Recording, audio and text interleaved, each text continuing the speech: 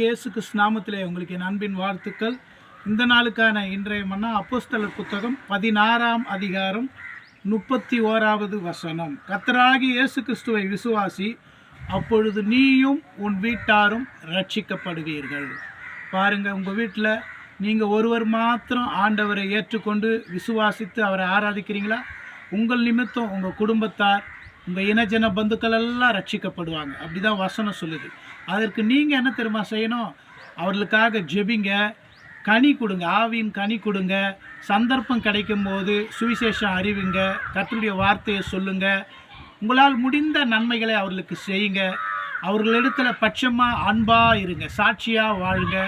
ரட்சிப்பு கர்த்தருடையது. அந்த வேலை வரும்போது கர்த்தர் அதை நிறைவேற்றுவார். உங்கள் அன்பு பெரியது, உங்கள் இரக்கம் பெரியது, உங்கள் கிருபை பெரியது, உங்கள் தயவு பெரியது. அநாதி சிநேகத்தால் என்னை நேசித்தீரையா, காருண்யத்தினால் என்னை இழுத்து கொண்டீரே. அநாதி சிநேகத்தால் என்னை நேசித்தீரையா, காருண்யத்தினால் என்னை இழுத்து கொண்டீரே. ஆண்டவரே, இதை கேட்குற ஒவ்வொரு மக்களோடு நீங்கள் பேசுங்கப்பா. ரட்சிப்பு உம்முடையது ஆண்டவர். அப்பா, கல்வாரி அன்பை ஒவ்வொருவரும் ருசிக்கட்டும்.